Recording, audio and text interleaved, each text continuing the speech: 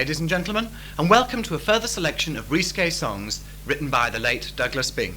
My first song takes us back to the turn of the century and finds Blanche with her maid attending to her toilette. You'll never be ready for the ball, madam, and the master's downstairs getting so impatient. Now don't fuss me, Annie, there's plenty of time, and I must sew these views on me muscle. I'm sorry, madam, but it is Maffikin night. Come along now, Blanche, all this dilly-dallying is such tomfoolery. Oh, tut-tut-tut-tut, why will the Colonel use such vulgar words? I don't think he cares for parties, ma'am. Do you, ma'am? Oh, do I, Annie? Give me the chance to catch a romance. Give me a night at the ball. Give me the thrill of a waltz or quadrille. Music and lights to enthrall. Give me the fun when dressing's begun. Fires in the bedroom at 4. All full of verve in that pink satin merve. Only fate knows what's in store. Ah, there's the cab at the door. Oh, for a night in the ballroom. Oh, for the music so grand. Oh, for the palms of the parquet. Oh, for the strains of the band. Chaperones snooze in their sequins. Wallflowers wilt by the wall. But everyone there's put on clean underwear. All for the ball. Oh, come along now, Annie, I'm all disorientated. Everything's so alive as we tear up the drive, seeing each window alight. Ah, there's the door. Where's my new feather boa? Oh, there it is. There's Maud. She's wearing her white. She with the cat. Amy, don't look. We must cut Mrs. Snook since that affair at the meet. Oh, so the room is used as a clock room. Every arrangement complete. Don't leave your fan on the seat. Oh, for a night in the ballroom. Everyone gasping for air. Was it a cork or a corset? Pop me, Aunt Agatha's chair. See, she's sped to the arbour. Oh, will she be stopped in the hall? The watered silks rustle, the wind's in her muscle. All at the ball. Oh, for a night in the ballroom. Oh, for the supper at 10. Old Millie's pink wobbling jellies. Oh, don't they excite all the men? The little rascals who put the wine in the trifle, who talk about Rome and its fall. They'll all carry on till the last tartar's gone.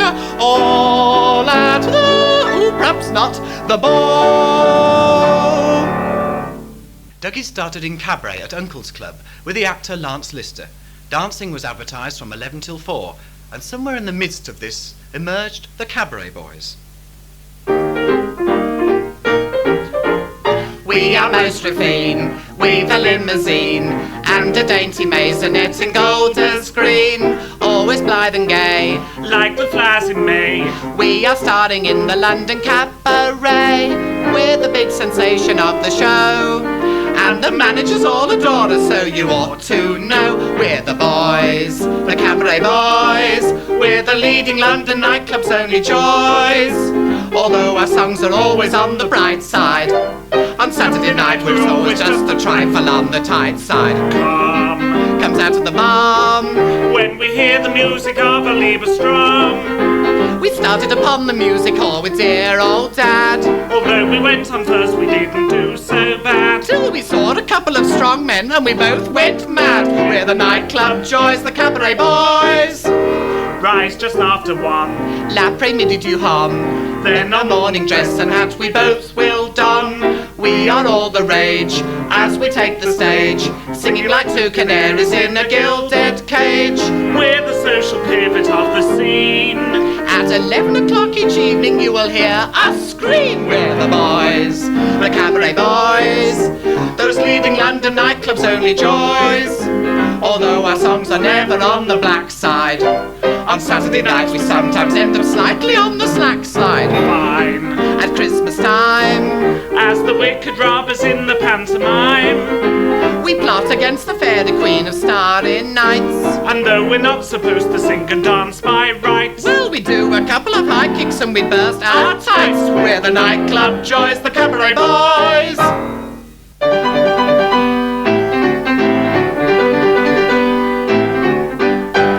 Come on, girls, we're off. What a day for gallop.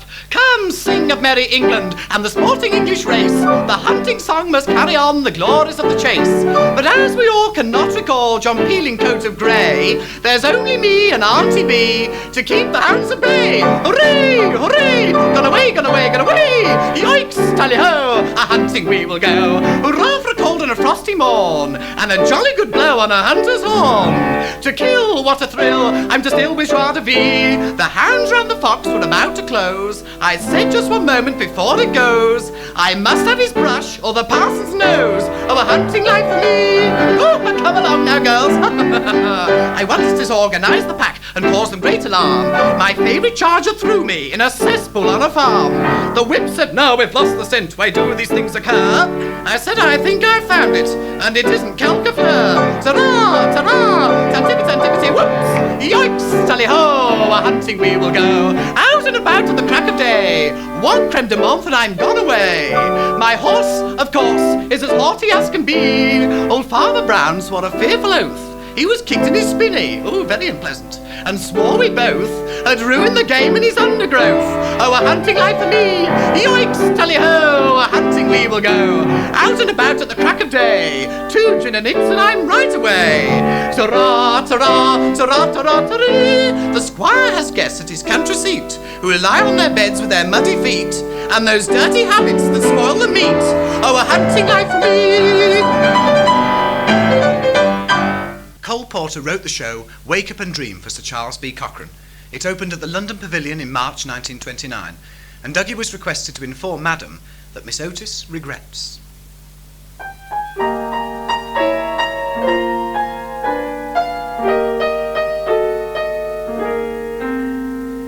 It's James the butler calling. Miss Otis regrets she's unable to lunch today. Madam, Miss Otis regrets she's unable to lunch today. She is sorry to be delayed, but last evening down in Lover's Lane she strayed. Madam, Miss Otis regrets she's unable to lunch today. When she woke up and found that her dream of love was gone, Madam, she ran to the man who had led her so far astray, and from under her velvet gown she drew a gun and shot her lover down. Madam, Miss Otis regrets she's unable to lunch today. When the mob came and got her and dragged her from the jail, Madam, they strung her upon that old willow across the way. And the moment before she died, she lifted up her lovely head and cried. Madam, Miss Otis regrets she's unable to lunch today.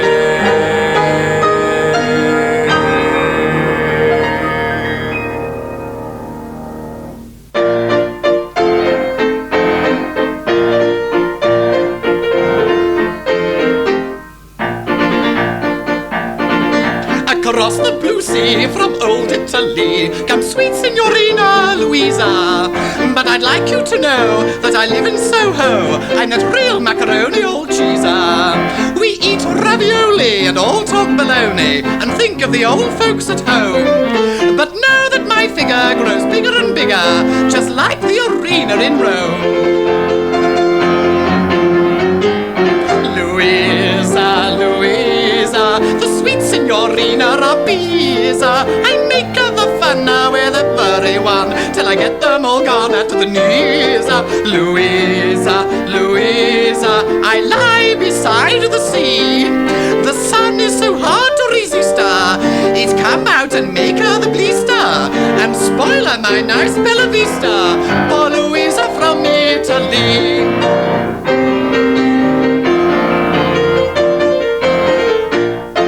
One evening I go with Antonio to visit the Tower of Pisa.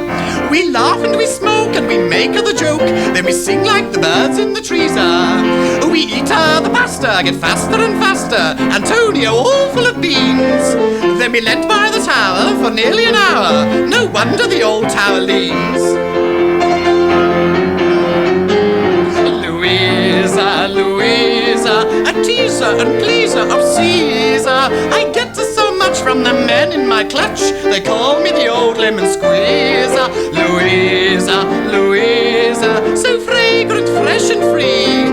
I danced once in old San Fernando with a big butch fellow called Tino, who busted up my tambourino. Oh, Louisa from Italy.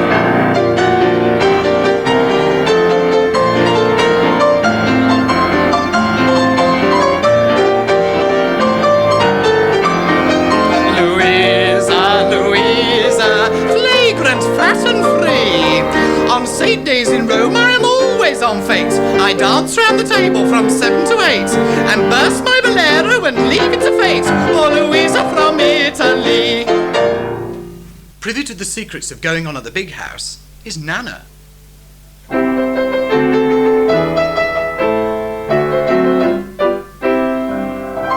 Now throughout the English countryside, from manor house to farm, I'm held by all in very high esteem. And I must confess I do possess that dignified and calm and ruffled manner of the cremia de la creme.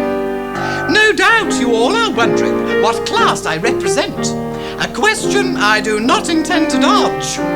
Well, like the landed gentry, I don't pay any rent. No, I guard to ancient manor gates, residing in the lodge. So though I'm not exactly the elite, I nestle in the comfort of a squire's country seat. I'm old Nana, the keeper of the manor, in and out the lodge all day. Popping out and bobbing when the gentry come to call, stopping little boys from writing rude things on the wall. Everybody knows me, all the village owes me money, which they don't intend to pay. Now at Easter when the vicar calls to ask the squire for alms, no, he pops in for a cup of tea, I still have me hidden charms. And he always leaves his prayer book and 10 shillings in the psalms, in and out the lodge all day.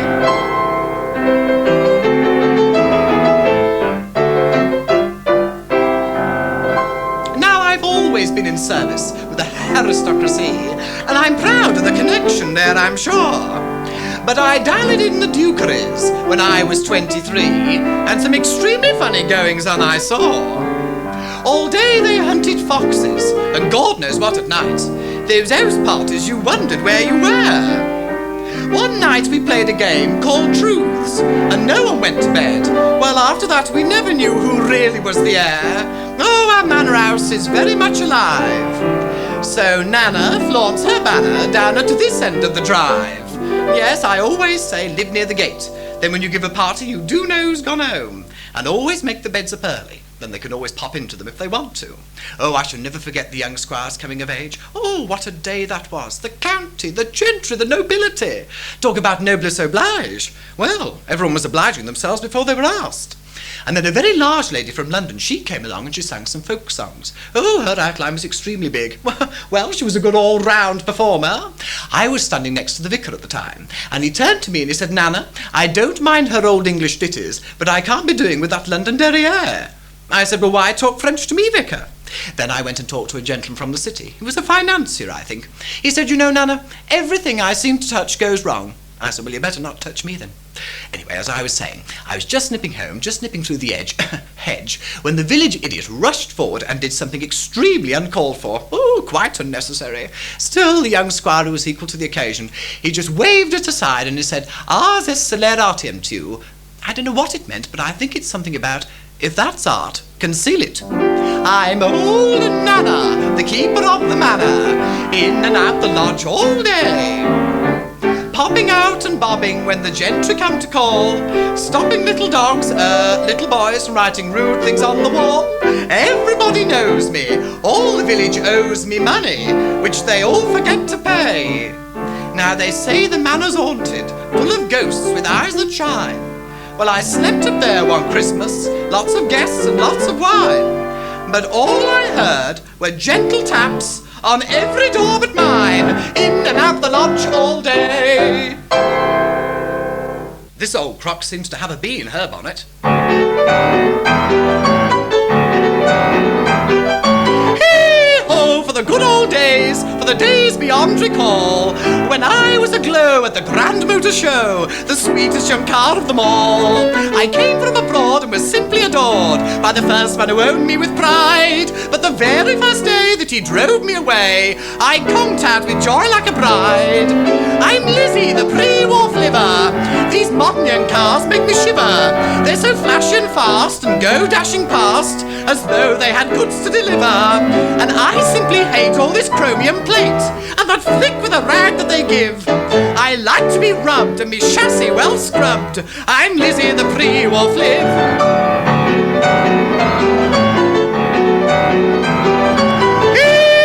The good old days, but now I'm the worse for wear. I was let out on hire with a rather flat tire and came home without any spare. My drivers all curse when I stick in reverse, and from midnight to morning they yell that my backseat, I'm told, is all drafty and cold, but in front I'm hotter than, well, I don't know really. I'm Lizzie, the PreWolf liver. I once tossed a man in the river. While crossing a bridge I was stung by a midge, and my whole body started to shiver. With a sickening thud we got stuck in the mud, and he hadn't a moment to live. But as he gave a shout, my exhaust blew him out. Good old Lizzie, the PreWolf live. I'm Lizzie, the PreWolf liver. My plugs are so loose that they quiver. I'm all tied up with wire. I shall have to retire, and I'm sure I've got oil on my liver. I'm covered in rust, and me big end's gone bust, and me tank seems to leak like a sieve. Mr. Cochrane one night said your streamline's not right. Good old Lizzie, the PreWolf live. This old siren's still popping up from the bottom of the ocean to have her little say.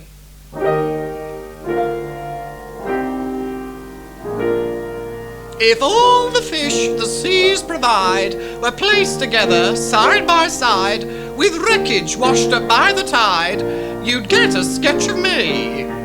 Down in the depths where monsters leap, and giant crabs their vigil keep, and rotting corpses come to sleep, I take my morning tea.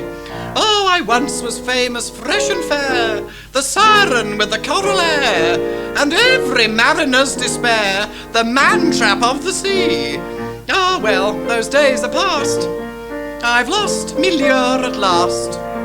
I'm Millie, a messy old mermaid, out and about all the day, combing me hair, what little is there, and just shouting me voice away. If I am a bit thin, and perhaps minus a fin, it's a sin to suppose that I show it. What a failure I've been in the last 40 years. Every sailor I've seen must have wool in his ears. If a whaler harpooned me, I'd give him 3 cheers. I'm well on the rocks and I know it. I mean, look at me, sitting on a barnacle to stop myself from slipping off a rock. Oh, well, I suppose I shall have to like it or limp it. You know, the only excitement that's happened to me in the last 10 years was when I was run into by a swordfish. Do you know, I was in £half before he could say knife. Still, I did manage to save the middle cut. Oh, I did meet a diver once. I was sitting on the bottom of the ocean, and he came up to me and he said, I'm looking for an old wreck that's sunk very low. I said, oh, that's me. Oh, but I couldn't unrivet him in time. Oh, well, those were the days. We girls had to smuggle here and smuggle there. Oh, you never knew what old cave you'd wake up in. But whenever you saw those pirates raise their Jolly Roger, you did know there was going to be a party. I'm Millie, a messy old mermaid, hanging out here on the line, singing me song. Well, I've been here so long, I'm very near pickled with brine. Oh, I know I've gone stale, and me shape's like a whale, and me tail has got bunions below it. When me throat went so dry, shouting out, ship ahoys! To a boat sailing by, I just cried, hello, boys! But the only reply was a very rude noise. I'm well on the rocks and I know it.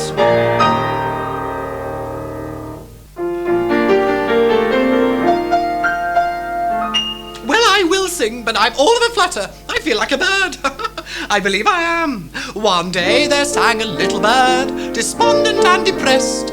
It made a noise it hadn't heard, then fell out of its nest, for fate knows best. It woke up in a golden cage to live in luxury, though what occurred is somewhat blurred. That little bird was me. Tweet, tweet, tweet, tweet, some groundsel for my tea. I'm a bird, I'm a bird, I'm a bird. Not a word if you've heard, I'm a bird. When I warble or trill, all the forest feel ill, but no matter, I'm never deterred. Though I very big. I can hop from a tree to a twig, and I'm staying out late, quite determined to sing, when my head should be snugly tucked under my wing. I'm not Kylie Minogue, and I'm not Douglas Byng. I'm a bird, I'm a bird. Let me fly, let me fly. Let me scream like a lark that has gone up too high. Oh, I think I was very loud through a cloud. I can beat Amy Johnson, and if that is my swan song, then I will drop on a lady's bonnet and die. Do not sigh, by and by I'll be doing my bit from the sky. I'm a bird, oh wazzo, if you know, oh wazzo, oh mo. I'm a duck in the park, I'm that dove in the ark, always caught on the ebb or the flow. I should marry and feather my nest, some young millionaire crane with a crest. I'm expected to wed and get broody each year, and it's often been said that my taste's rather queer, for I'm sharing a bed with an old Chanticleer. I'm a bird, I'm a bird. I'm a bird, I'm a crow, I'm a rook, and sometimes don't know where to look for a crust or a crumb when the winter has come, till I fly to the cookery book. I'm a swan, I'm a hen, I'm a goose, but as soon as my feathers are loose, I shall take my farewell at some gay déjeuner, for it's often heard tell that it's très distingué to be stuffed by the gentry on Michaelmas Day. I'm a bird, I'm a bird. Are you over the shoulder? Well, Mrs. Lot was.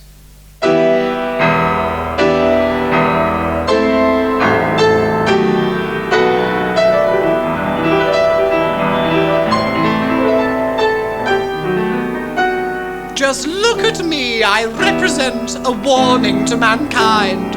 I'm square in front, I'm square each side, in fact I'm square behind. I'm Mrs. Lot, a dreadful blot on one of history's pages, and because I made one slight mistake, I've stood here through the ages. The trouble was, I would look back, a very common fault, and so you see, instead of me, a common block of salt. Mrs. Lot, I was turned into a pillar in a shot. I was whiter than a mirror, an odalisque of saline, like the tomb of an archdeacon, or a wild design by Epstein for a new Belize beacon. Mrs. Lot, you can't wonder that I'm frigid. For 3,000 years, me chassis has been rigid. Though long ago our family name was quite an institution, I've fallen in the social scale, part of my retribution, to stand here like some fatted ox with half his constitution. What a lot!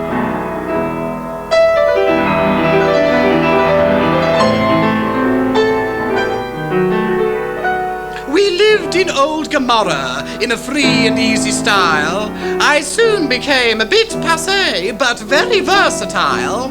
I gave a bottle party, and then feeling somewhat jaded, I slipped away with what I'd made before the place was raided. You must admit I only did what any hostess would. I turned to have just one last peep while things were looking good. And what I didn't see, Mrs. Lot, now I'm starch and with a label on a pot. I am laid on every table, yes. I'm used for most unpleasant things by so-called cultured races, relieving pains, removing stains from very smelly places. Mrs. Lot, mixed with ice to make things colder. When I get spilt, I get thrown over someone's shoulder. I'm pinched by foreign fingertips where ne'er an English word is, or sprinkled on some fish and chips by wops with hurdy-gurdies, and children put me far too near the tails of little birdies. What a spot! During the Second World War, Dougie entertained the troops all over England, Burma and the Far East, and with him went his dear friend, Bella.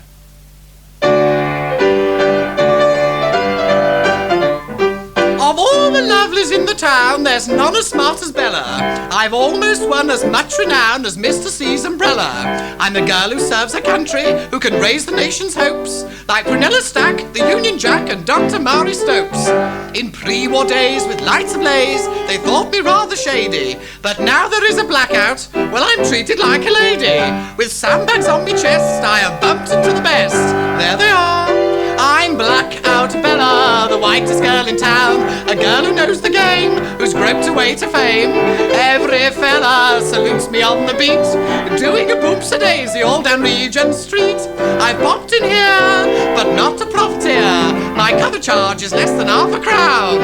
I'm the only bag of lard that doesn't need a ration card. I'm Blackout Bella, the whitest girl in town.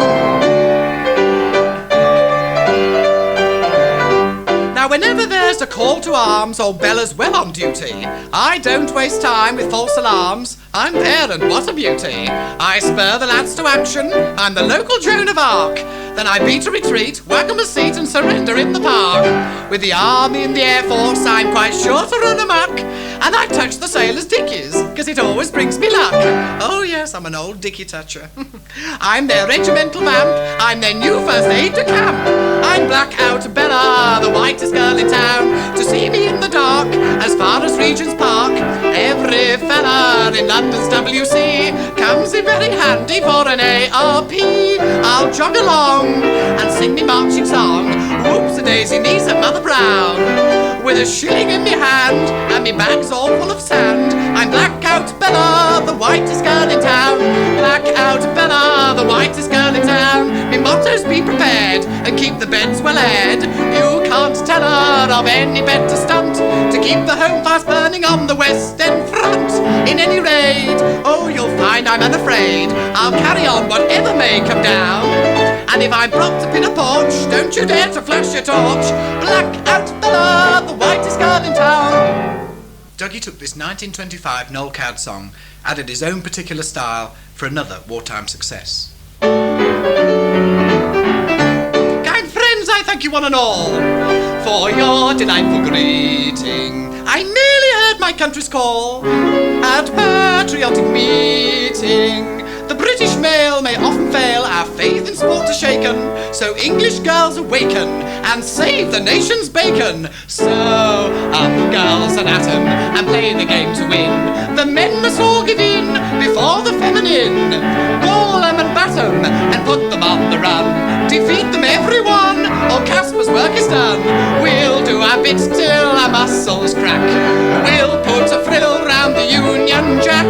Here's to the maid who isn't afraid, who shingles and shoots and shaves. So up girls and atom, Britannia rules the waves. Up girls and atom, go out and win your spurs, for England much prefers applauding amateurs. Man is an atom, so break your silly necks in order to annex supremacy of sex. Valiantly over the world we'll roam. Husbands must wait till their cows come home. The men of today who get in the way are digging an early grave. So up girls and atom, Britannia rules the waves. Oh, it's a grand life. Damn good fun in the mess. Oh, I met a colonel now, charming man the colonel. I said, what about a date tomorrow night? He said, where are you going to meet me? I said, more than halfway. Oh, but it's so difficult running this canteen. We've got one of those foreign film actresses assisting, and she stayed off duty all Monday night, and then had the nerve to tell me she'd had a premiere. Yes, I said, well, he's not sticking his umbrella up in here. Oh, no. And people say such very silly things now in this very boring war, this Boer War #2, they really do. I was standing on the railway platform looking at all the expectant mothers all leaving for the country, and I was admiring them and thinking how very well they looked, when a dear old lady came up to me and she said, isn't it terrible to think that one man should be responsible for all this? And I'm sorry to have to report this. Now, I was coming through the barracks just now, and the sentry said to me, excuse me, Commandant, you've a ladder in your stocking. I said, ooh, heavens above. He said, I know, but I'm on duty. Just the same a few months ago when we were handing out the gas masks. Mrs. Johnson and her mother came. Mrs. Johnson should have brought her little daughter Fanny, but Fanny was ill and couldn't come. So Mrs. Johnson and her mother tried on their gas masks, and just as they were leaving, Mrs. Johnson said, "Oh, what about our little Fannies?" I said, "You two put those on your faces and be thankful."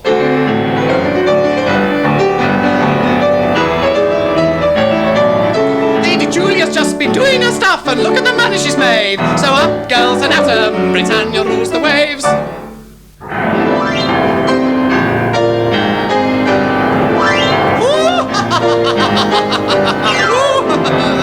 I am the goddess of the wine both rough and rude. They say I'm even more unkind than man's ingratitude. I'm really not an ill wind, though I don't give any thanks for being, well, a frolic wind, just one of nature's pranks. I put things in a whirl, I'm just a naughty little girl. I'm Doris, the goddess of wind. Oh, pardon, my behaviour's quite undisciplined. I rush through the valleys and tear up the trees, and brush up the hair and old Scott Scully's knees. I'm Doris, the goddess of wind, and although you suppose you're thick-skinned, taking tea in the garden when skies are so blue, and you think there's no breeze to disturb your bon goût, well, you eat a few crumpets and see what I'll do. It's the wind, it's the wind.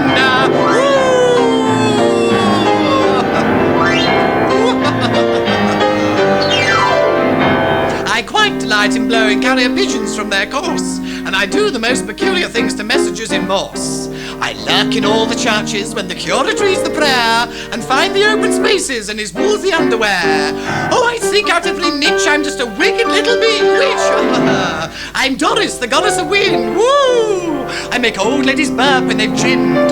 Transformations and toupees I tear into shreds, then I blow all the clothes off your old feather beds. I'm Doris, the goddess of wind. I chap parlourmaids' hands till they're skinned, then I whiz down the chimney and frighten the cook, or turn over the leaves of Aunt Agatha's book, and blow all the soot up her old ingle nook. It's the wind, it's the wind. I'm Doris, the goddess of wind.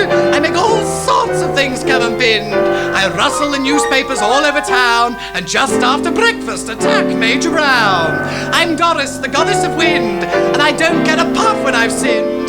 I blow through the bedrooms and blow out the light. I blow to the left and I blow to the right. My life's just one blowjob from morning till night. It's the wind, it's the wind.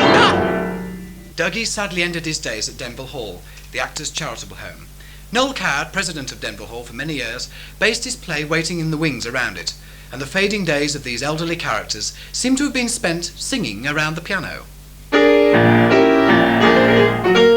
Waiting in the wings, waiting in the wings, older than God, on with blood, waiting in the wings, hopping around the garden like a lot of Douglas Byngs. Waiting, waiting, waiting in the wings, waiting in the wings, waiting in the wings, older than God, on with blood, waiting in the wings, hopping around the garden like a lot of Douglas Byngs. Waiting, waiting, waiting in the wings.